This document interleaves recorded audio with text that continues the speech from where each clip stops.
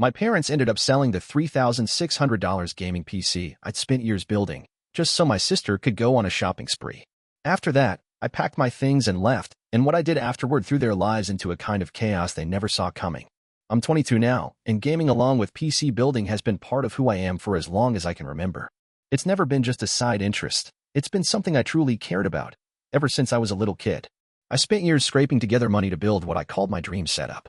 Every part-time job, every freelance gig, every birthday card with cash inside, anything I could get my hands on went into making that rig a reality.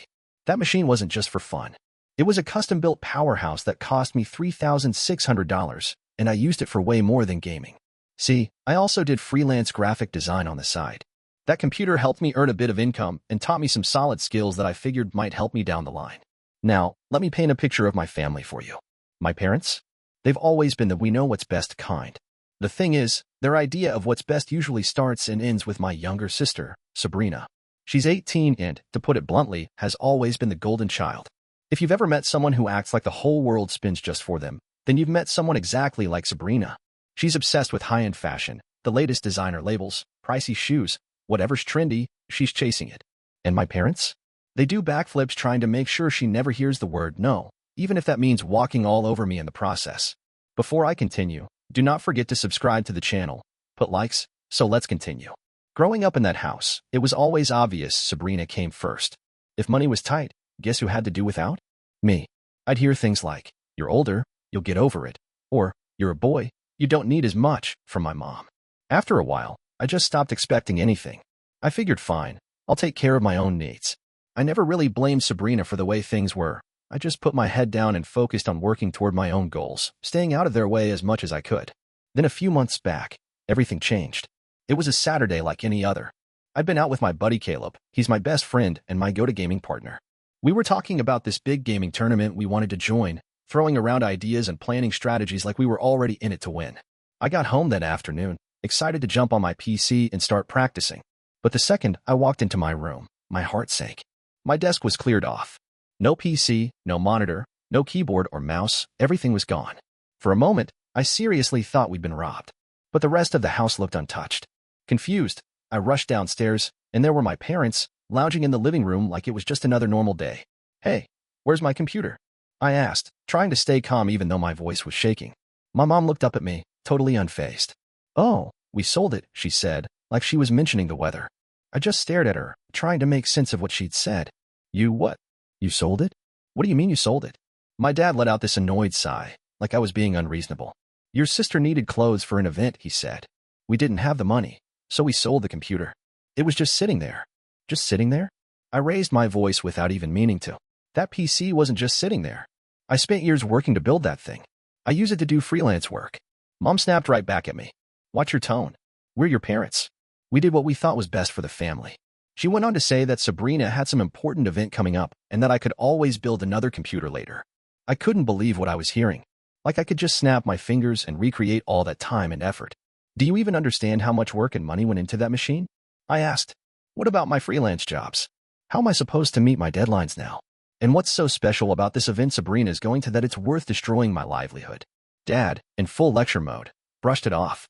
"Freelancing isn't a real job anyway. You spend more time gaming than working." They've always downplayed it like that. And I never let it get to me before because I knew how much it meant to me. That PC wasn't just for gaming. It was my income, my pride, my personal project, something I built with my own two hands. The fact that they didn't care, or maybe just chose not to understand, felt like a punch to the gut. I stormed back upstairs, but there was no calming down. I pulled out my phone and texted Caleb. Told him everything. His reply came quick. "Dude, that's insane. They didn't even ask you first."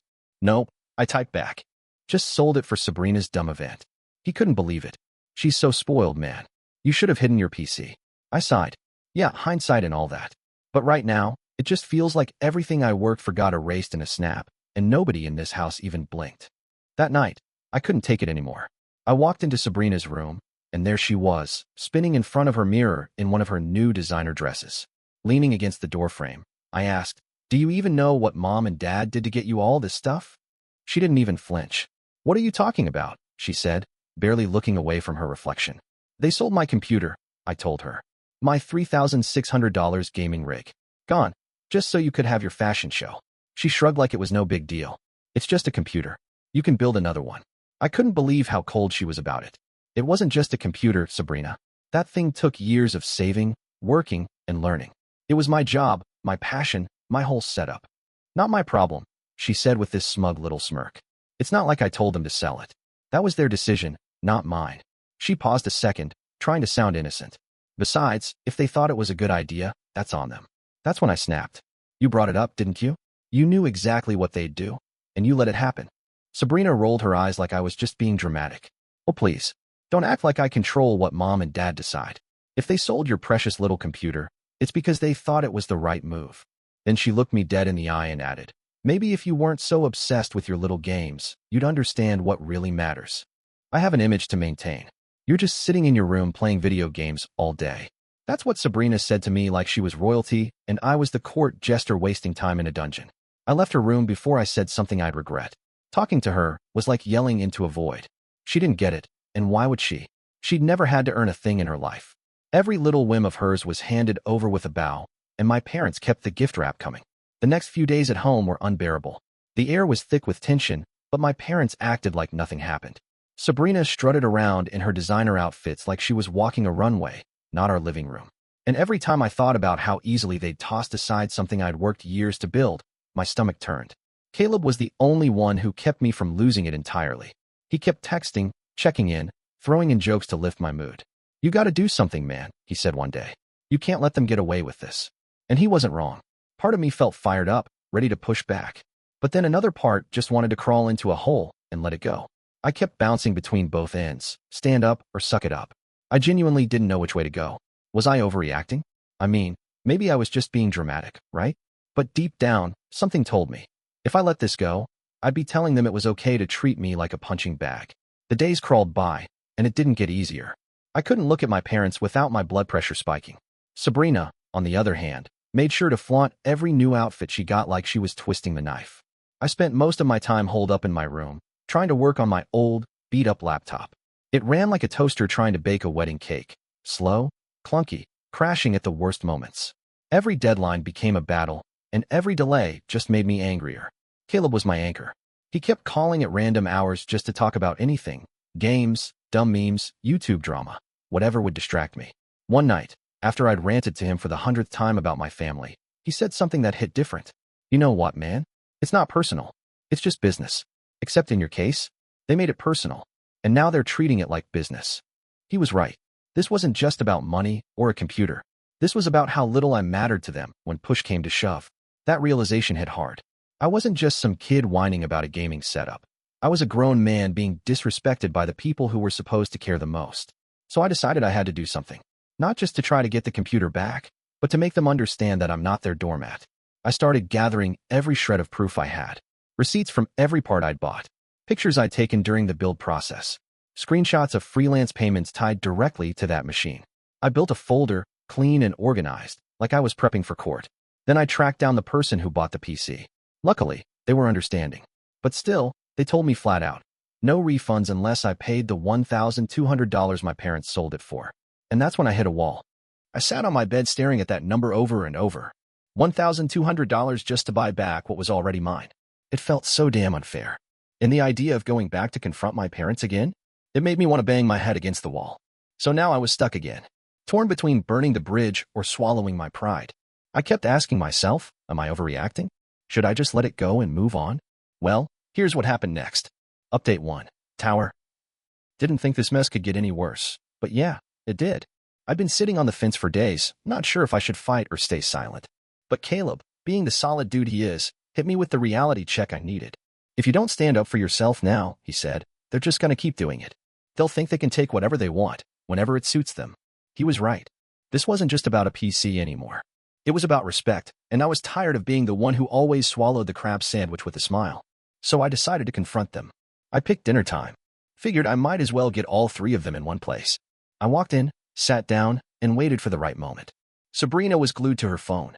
My mom was mid-gossip about some neighbor's landscaping. That's when I cut in. I want my money back, I said, calm but serious, placing the folder down on the table. Dad raised an eyebrow. What money? The $1,200 you got for selling my PC, I said. I built that rig with my own money. It was legally mine. You had no right to sell it. Mom sighed like I just spilled juice on the carpet. We've already gone over this. Your sister needed help. We made a decision as a family. No, I fired back. You made a decision for the family without even talking to me. That's not parenting. That's theft. Dad leaned back, crossing his arms. His voice went cold. Watch your tone, boy. This is our house. Everything in this house belongs to us. So technically, that computer was ours. I pulled out a receipt, holding it up. This proves I paid for the parts. With my own money. That makes it mine. And this, I handed over the printed transaction, shows you sold it for $1,200. You owe me that. End of story. Mom gasped like I just cursed her out. How dare you accuse us of stealing? We did this for Sabrina. She's your sister. Family means making sacrifices. Yeah? Well, I'm the only one who ever seems to be making them. I snapped. Sabrina gets whatever she wants, and I'm supposed to keep quiet and deal with it. Not anymore.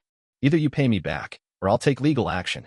You wouldn't dare, Mom hissed, her eyes narrowing. Try me, I said, staring her down. Sabrina had been quiet this whole time, probably too busy crafting her next smug Instagram caption, but eventually she chimed in. Oh my God. Are you seriously threatening Mom and Dad over a computer?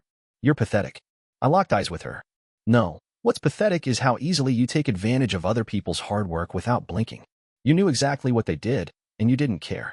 She rolled her eyes like I was being dramatic. It's not my fault they decided to sell it. I didn't make them do anything. Come on, Sabrina. You brought it up. You knew what would happen. She hit me with that fake sweet attitude. I only mentioned it because you're always whining about being busy with work. I thought you'd appreciate the break. I stared at her, stunned. Appreciate the break? My voice was rising now. That computer was my job, Sabrina. My income. My future. She smirked, completely unfazed. Well, so now this is my fault? You're the one always preaching about being independent. I figured you wouldn't mind helping out the family for once. Isn't that what independence is about? My fists clenched under the table. Helping out? You didn't need that designer haul, Sabrina. You wanted it. There's a difference. She scoffed. Maybe you're just mad because I know how to get what I want, and you're too busy sulking to figure it out. Don't blame me for being better at this than you. I swear, I almost lost it. But before I could, Dad slammed his hand down on the table, loud enough to make us all jump. Enough, he barked. We'll pay you back. But don't expect anything else from us. You're on your own now. I laughed, bitter and tired. I've been on my own for years. The only difference now is, I'm done letting you all walk over me. The next day, they handed me $1,200 in cash. Their faces were stiff with resentment, like I'd robbed them. I didn't say a word. I just took the money and left. It didn't feel like a win, not really. But it was something. I reached out to the buyer again, and they agreed to sell the PC back to me for the same amount. When I picked it up, I felt like I was finally getting a piece of myself back. That rig wasn't just a bunch of hardware, it was me. My work, my progress, my identity. But I also knew, deep down, things weren't going back to normal. My parents and Sabrina weren't going to change. And I couldn't keep living under the same roof as people who treated me like a second-class citizen. It was time to figure out my next move. I started seriously thinking about moving out. But then the question hit me, is that smart? Or am I just running away from one mess into another? Update 2, hey again. After that whole disaster, I started looking at ways to get out. I didn't have much saved, and rent's no joke these days. But I had my freelance gigs, and I was more determined than ever to make it work. I called Caleb. He'd been in my corner through all of this, and I knew if anyone could help me brainstorm, it was him. As soon as I told him my plan, he didn't hesitate. Dude, you need to get out of there. If you need to crash here for a bit, you're always welcome. Thanks, man, I said. But I think I need my own space. I've been under their thumb too long. I just gotta figure out how to swing it financially. There was a pause on his end, then he said, what if you double down on your freelance stuff? You're damn good at it. There's demand. And hey, you could start streaming again. He wasn't wrong. I dabbled in streaming before, but between school, work, and all the chaos at home, I let it slide. Now, with my PC back and a fire lit under me, it felt like the right time to bring it back. That night, I sat down and started scouring apartment listings. My budget was laughable, so I focused on studios and shared places. After a few hours of digging, I found a tiny spot a few miles away. Just one room, a little kitchenette, and a bathroom. Nothing fancy, but it was close to town, and best of all, it was mine. I reached out to the landlord, and we set up a tour for the next day. The moment I walked in, it hit me how real this was becoming. The place was bare bones, but I didn't care. I wanted it. I signed the lease that same day, and it felt like a 50-pound weight lifted off my shoulders. The next challenge? Getting out without starting another war. I wasn't planning a dramatic exit. No screaming match, no fireworks. I just didn't want to give them the chance to guilt trip me into staying. So I started packing up my life in secret. A box or two at a time, stashed at Caleb's place until I was ready for the final move. Meanwhile, I threw myself into freelancing and streaming. I updated my portfolio, reached out to old clients, even posted about my services online. To my surprise, the response was solid. Within a few days, I had enough work lined up to cover my first month's rent. As my move-out day crept closer, I started pulling back from my family. I kept my head down and conversations short. Sabrina didn't notice, too busy flaunting her latest designer bag on social media. My parents, though, they started catching on. Little comments at dinner like, "You've been quiet lately," or "Let us know if you're planning anything big." I kept my answers vague, but I could feel their suspicion growing. 2 nights before I was set to leave, I was in my room packing up the last of my gear when my mom knocked on the door. "Can we talk?" she asked, stepping in before I could answer. "I don't really have anything to say," I muttered, shuffling some papers on my desk. "Just hear me out," she said, settling on the edge of my bed like everything was fine. "You have to understand, we didn't sell your computer to hurt you." Sabrina brought it up when we were trying to figure out how to help her. She said you didn't use it that much anymore, and that it was worth a lot of money. "We thought maybe it was a good idea," my mom said, her voice soft, almost hesitant. I turned to face her, jaw tight. "So what? You're telling me this whole thing was Sabrina's idea?" She sighed, and for a split second, she looked like she might actually feel guilty. "Not exactly. But she suggested it. And we thought, she made a valid point. You've always been so independent. We figured you'd understand." Her words hit me like a punch to the gut.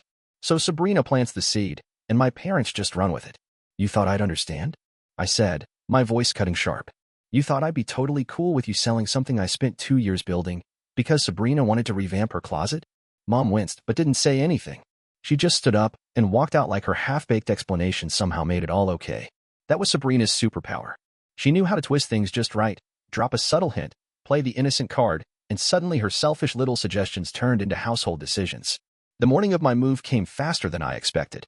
I loaded up the last of my boxes and left a note on the kitchen counter. Just a few lines, nothing dramatic. I said I needed space and time to focus on myself. I knew if I tried to say it in person, they'd twist it into another guilt trip. I wasn't giving them that chance. Caleb met me at the apartment and helped me unload. As we set up my PC in the corner of the room, I felt something I hadn't in years: freedom. That night, I went live on my stream for the first time in months. The viewer count was small, but I didn't care. I was doing something I loved, in my own space, with no one hovering over my shoulder. It felt good. Still, something felt off. I had this weird feeling in my gut I couldn't shake, but I tried to ignore it. If anything big came up, I figured I'd deal with it then. Final update. Hey, everyone. So, here's how things have been since I moved out. I really thought once I left, the drama would die down. Spoiler, it didn't. My freelance gigs were rolling in, and I had a stream to plan, but I couldn't stop wondering, do they even care I'm gone? Or did they just chalk it up to me being overly sensitive again? I didn't want their approval. I gave up on that long ago. But some stubborn part of me still wanted to know if they even noticed. By that afternoon, I got my answer. Mom called. When I didn't pick up, she left a voicemail. "You could have at least told us you were leaving," she said. "Your father and I are very disappointed in how you handled this. Family is about sticking together, not running away." I deleted it halfway through. A few minutes later, Dad called. Ignored that too. Then came the text storm. "Mom, you've really hurt your mother." Followed by, "We've always done what we thought was best for you." Then Dad, "You're being reckless."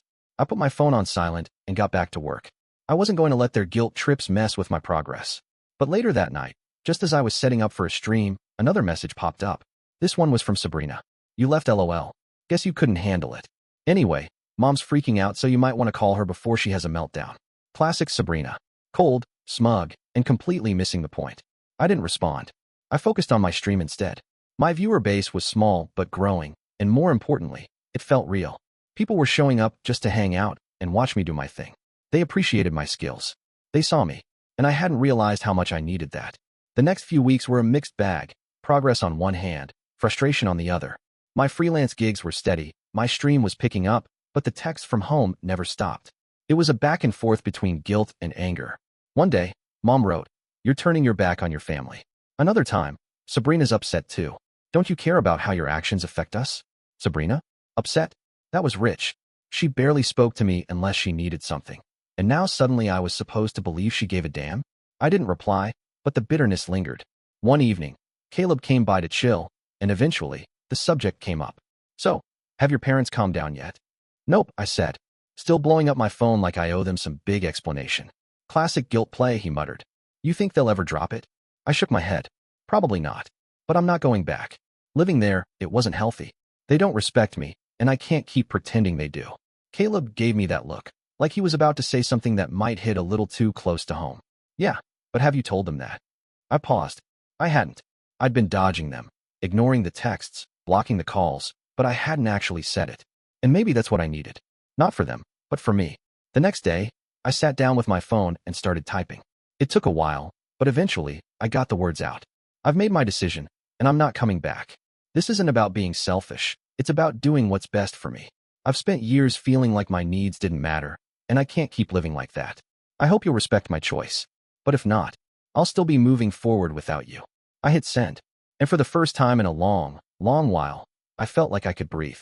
Let me know if you want to continue the story beyond this or revise it for a specific format, like blog post, short story, or monologue. I wasn't expecting a warm reply, and, surprise, I didn't get one. Mom came back with a long-winded message, going on and on about how ungrateful I was. She said Sabrina had always needed more support and that her happiness had been the priority. Dad followed up right behind her with one of his signature gems. You'll regret this someday. But here's the thing, I didn't feel angry or hurt. I just felt free. I didn't even feel the need to argue anymore. Their words didn't carry the same weight they used to. They couldn't dig under my skin like before. Over the next few weeks, I poured everything I had into my freelance work and my stream. I was finally building something for me, and it felt good. Then one afternoon, while mindlessly scrolling through social media, I saw a post from Sabrina. It was a selfie, her flashing a smug little smile while holding some designer purse. The caption read, "So grateful for my amazing parents who always prioritize what matters." I rolled my eyes and kept scrolling. I wasn't about to engage. Let her live in her perfectly curated little bubble. That wasn't my world anymore. A couple days later, I ran into a family friend at a coffee shop. They gave me that look, you know the one, and said, I heard you moved out. Your parents are having a tough time, you know. They've been asking everyone for help. I raised an eyebrow. Help? What kind of help? They've been overextending themselves, spending too much on Sabrina. I think they expected you to still be there pitching in. I took a sip of my coffee and shrugged. That's unfortunate. And I meant it. I really did. Unfortunate for them. As for me, I was finally doing just fine on my own. And hearing that confirmed something I'd suspected all along.